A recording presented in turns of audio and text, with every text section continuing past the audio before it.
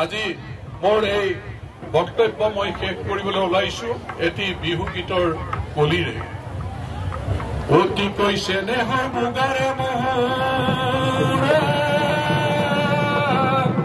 ঐ তাতো কৈছে নেহৰৈ মাকো তাতো কৈছে নেহৰ প্ৰকামুৰা পথাৰৰ বিহু সন্মিলন ঐ নহা কৈনো কেনে বৰ্তমান পকামৰা পথাৰত তৃতীয় নিশা তৃতীয় দিনৰ কাৰ্যসূচীত আমাৰ ৫,০০০ নাচনী বৰ্তমান দেখা পাইছে। ৫,০০০ নাচনীয়ে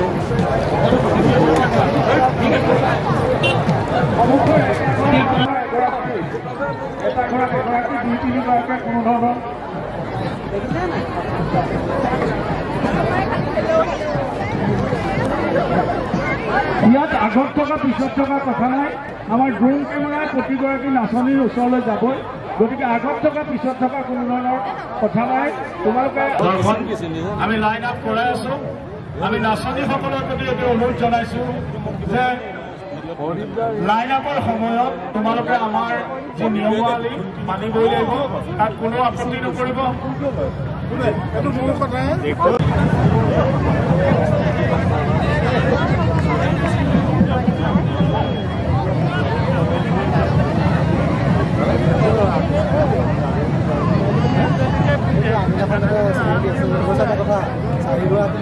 নাচনীৰ সকলৰ দেশত চাইবা তোমালোকে এপাক ঘূৰি চোৱা, নিজৰ জেগাত এপাক ঘূৰি চোৱা আৰু সন্মুখৰ গৰাকীৰ লগত লাইনটো পূৰ্ণ হৈ যাতে সেইটো চাবা।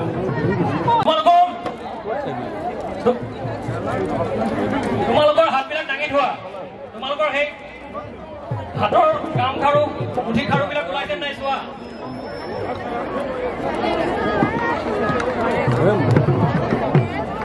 ঠিক আছে, ইমান সময় যি হৈ গ'ল সেয়া চব পাহৰি যোৱা।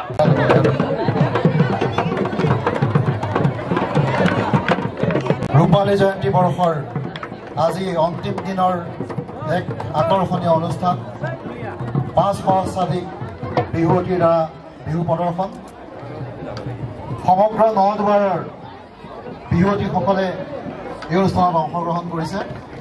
আমি সকলোলৈকে উদযাপন সমিতিৰ তৰফৰ পৰা উষ্ম আদৰণি জনাইছো। ঠাই ঠাইৰ পৰা দৰ্শকৰ এই অনুষ্ঠানটি সমগ্ৰ অসমতে এক আদৰ্শৰ হৈ ৰওক তাৰেই কামনা কৰিছো। যোৱাকালি এই স্থানতে অনুষ্ঠিত হোৱা ১০ সহস্ৰাধিক আই মাতৃৰ দিহানাম আজি মাননীয় মুখ্যমন্ত্ৰী মহোদয়ৰ ফেচবুক পেজত তেখেতে এটি সুন্দৰ মন্তব্যৰে প্ৰকাশ কৰিছে। আমি জামুগুৰিবাসী নদুৱাৰবাসী তাৰ বাবে গৌৰৱান্বিত। জয়তে আমি এই অনুষ্ঠানটি আনুষ্ঠানিকভাৱে উদ্বোধন কৰিব বিচাৰিছোঁ।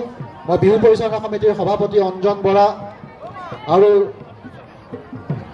দুয়োগৰাকী সম্পাদক বাবলু হাজৰিকা, হিৰণ্য বৰুৱা, নিৰঞ্জন দাস সকলোকে বিধায়ক মহোদয়ক এই দায়িত্বলৈ আদৰি আনিবৰ কাৰণে অনুৰোধ জনাইছোঁ। আমাৰ পৌৰপতি পল্লৱিতা শৰ্মা মহন্ত ডাঙৰীয়ানীকো দায়িত্বলৈ আহিবলৈ অনুৰোধ জনাইছোঁ।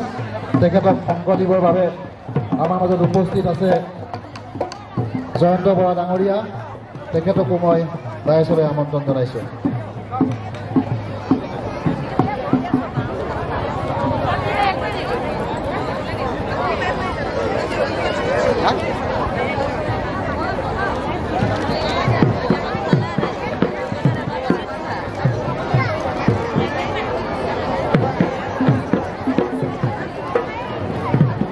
তাৰ বাবে যোৱা বছৰে প্ৰস্তুতি হাতত লোৱা হৈছিলে।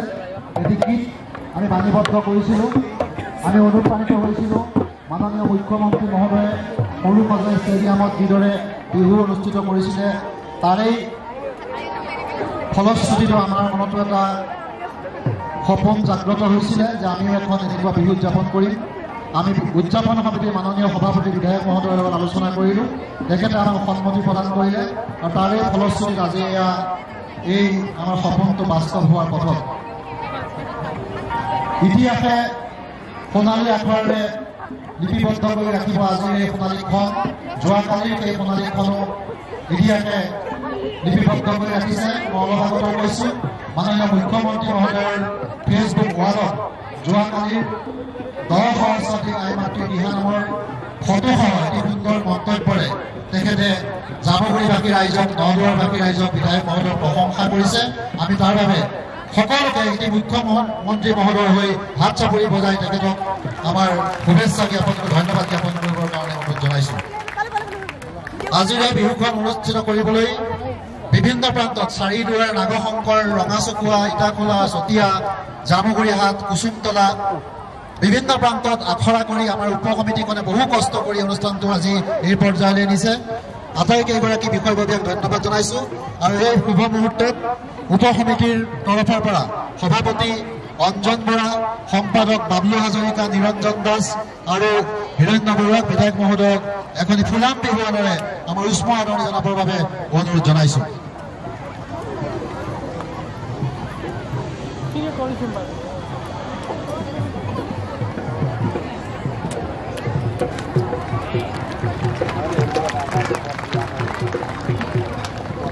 আমি উদযাপন সমিতিৰ সভাপতি তথা বিধায়ক মহোদয়ক আজিৰ এই অনুষ্ঠানৰ শুভ উদ্বোধন কৰিবৰ বাবে অনুৰোধ জনাইছোঁ আৰু তেখেতক সকলোকে উদ্দেশ্যি তেখেতৰ বহুমূলীয়া বক্তব্য দাঙি ধৰিবৰ বাবে অনুৰোধ জনাইছোঁ। ঐতিহ্যমণ্ডিত বোকামুৰা পথাৰত জামুগুৰি বহাগী মেলাৰ ৰূপালী জয়ন্তী বৰ্ষ উদযাপনৰ শেষৰ দিনৰ আজি অন্যতম কাৰ্যসূচী বিহু প্ৰদৰ্শন। এই কাৰ্যসূচীত উপস্থিত থকা শ্ৰদ্ধাৰ ৰাইজ, সন্মানীয় আমন্ত্ৰিত অতিথিসকল আৰু নাগশংকৰ, চতিয়া, জামুগুৰি, ৰঙাচুকুৱা, চাৰিদুৱাৰ যে বিভিন্ন প্ৰান্তৰ পৰা অহা মোৰ সন্মানৰ মৰমৰ বিহুৱতীসকল, ঢুলীয়াসকল, আমাৰ এই বিহু কাৰ্যসূচীটোৰ দায়িত্ব লোৱা আমাৰ যিখন উপসমিতিৰ বিষয়ববীয়া প্ৰমুখ্যে সন্মানীয় সদস্যা, মই সকলোলৈকে অসমীয়া নৱবৰ্ষৰ শুভেচ্ছা জ্ঞাপন কৰিছোঁ, ৰঙালী বিহুৰ ওলগ যাচিছোঁ।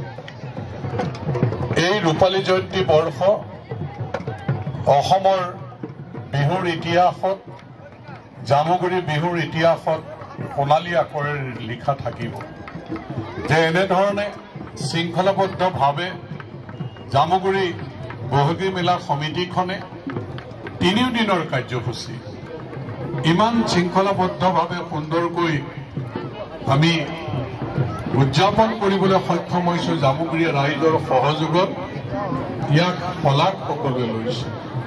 আনকি যোৱাকালি আমাৰ যি দিহা নামৰ আমাৰ প্ৰদৰ্শন হৈছিল, সেই দিহা নামত মুখ্য অতিথি হিচাপে অংশগ্ৰহণ কৰা ভাগ্যশ্ৰী দেৱীয়েও তেওঁ শলাগ লৈ থৈ গৈছে। আৰু আজি ৰাতিপুৱাই অসমৰ মাননীয় মুখ্যমন্ত্ৰী ডাঙৰীয়াই কেনেধৰণে জামুগুৰিয়া ৰাইজক শলাগ লৈছে এই কথা আপোনালোক সকলোৰে জ্ঞাত। গতিকে এইখন জামুগুৰিৰ নাম সাংস্কৃতিক জগতৰ সোণালী আখৰে লিখা আছে। এইখন জামুগুৰি বুলি ক'লে বাৰেচৰীয়া ভাওনাৰ গৌৰৱৰে গৌৰৱান্বিত, বৰপুখুৰী পাৰৰ বিহু মেলাৰ গৌৰৱৰে গৌৰৱান্বিত। আজি জামুগুৰি বহাগী মেলাৰ গৌৰৱৰে গৌৰৱান্বিত হৈছে এইখন জামুগুৰি। গতিকে আমি গৰিমা বৃদ্ধি কৰিবৰ কাৰণে সক্ষম এইকাৰণেই হৈছোঁ যে সকলোৱে আন্তৰিকতাৰে সহযোগ আগবঢ়াই শৃংখলাবদ্ধভাৱে আৰু সকলোৱে দিহা নামৰ দায়িত্বত থকা সকলোৱে এই বিহু গীতৰ আজি দায়িত্বত থকা সকলোৱে ইমান নিষ্ঠাৰে কষ্টৰে দায়িত্ব পালন কৰিছে, যাৰ কাৰণে আমাৰ আচলতে প্ৰতিটো কাৰ্যসূচী সুন্দৰভাৱে আমি পালন কৰিবৰ কাৰণে সক্ষম হৈছোঁ। আজি সাংস্কৃতিক সন্ধ্যালৈকে আমি সুন্দৰকৈ পালন কৰিবলৈ সক্ষম হ'ম।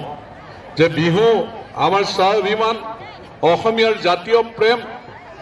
এই বিহুৰ বতৰত সকলোৱে আমাৰ জাগ্ৰত হয়, আমি সকলোৱে গৌৰৱান্বিত নিজৰ জাতিটোৰ প্ৰকৃতিৰ লগত সম্পৰ্ক থকা এই কৃষিভিত্তিক উৎসৱটো জাতীয় উৎসৱটোক বিহুক লৈ এই বিহুক লৈ আমাৰ লুইত আৰু বৰাকৰ পাৰত বসবাস কৰা সকলো জাতি জনগোষ্ঠীৰ মানুহৰ মাজত সমন্বয় সম্প্ৰীতিৰ এনাজৰীডাল টনকিয়াল হৈ মৰম চেনেহ আমি শান্তিৰ এক বাতাবৰণৰ মাজেৰে আমাৰ জাতিটোক আগুৱাই নিবলৈ আচলতে সক্ষম হওঁ আমি বিশৃংখল অপসংস্কৃতি ৰোধ কৰি সংস্কৃতিৰ মাজেৰে বিহুৰ বতৰত আকাশ বতাহ ঢোল পেঁপা বিহু গীতৰ আমাৰ আকাশ বতাহ মুখৰিত হৈ আমি আচলতে শক্তিশালী জাতি হিচাপে প্ৰতিষ্ঠিত হ'বৰ কাৰণে সক্ষম হৈছো আৰু বিহুৱে কেনেকৈ দেশৰ প্ৰধানমন্ত্ৰী নৰেন্দ্ৰ মোদী ডাঙৰীয়াৰ সন্মুখত বিশ্বৰ অভিলেখ সৃষ্টি কৰিবলৈ সক্ষম হ'ল সেই কথাবিলাক আমি সকলোৱে লৈ গৌৰৱান্বিত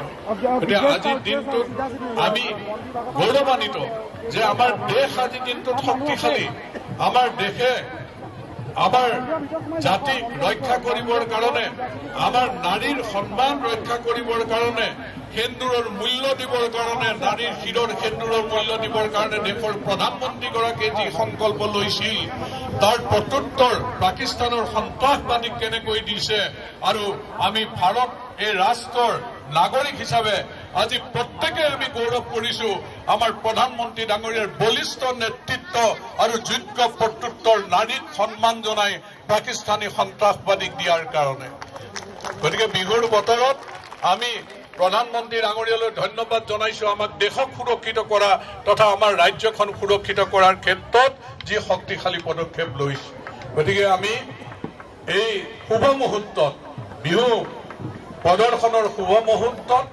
পুনৰ সকলোকে শুভেচ্ছা জনাইছো অসমীয়া নৱবৰ্ষৰ ৰঙালী বিহুৰ ওলগ যাচিছো যে সুন্দৰ প্ৰতিফলন এই জামুগুৰি অঞ্চলৰ ঐতিহ্য পৰম্পৰাৰ যাতে হয় এই কামনাৰে আজি মোৰ এই বক্তব্য মই শেষ কৰিবলৈ ওলাইছো এটি বিহু গীতৰ কলিৰে অতি কৈছে নেহৰ মুগাৰে মহৰে ঐ তাতো কৈছে নে হৰৈ মাকো তাতো কৈছে নেহৰ পকামূৰা পথাৰৰ বিহু সন্মিলন ঐ নহাকৈনো কেনে কৈ থাকো মৰম সীমান্তলৈ যাবানে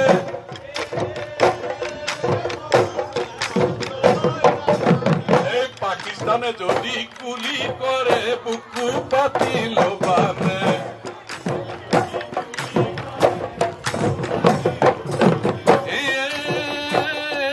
মৰম 1962 চন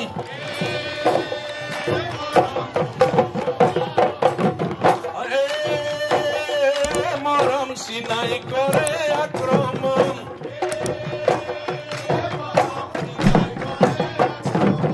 চিনা খেলো লাগে মৰম আমাৰ পুনৰ অসমখন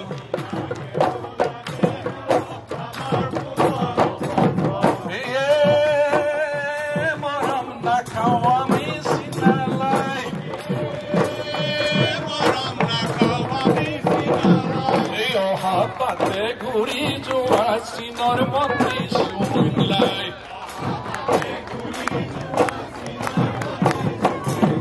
এই অহা পাতে ঘূৰি যোৱা পাকিস্তানৰ সন্ত্ৰাসবাদী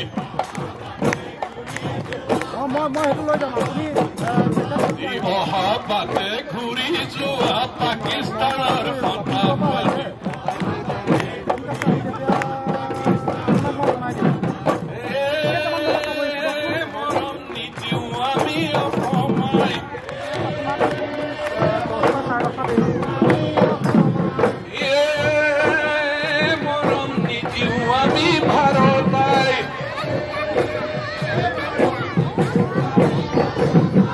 অহা পাতে ঘূৰি যোৱা সন্ত্ৰাসবাদী পাকিস্তানী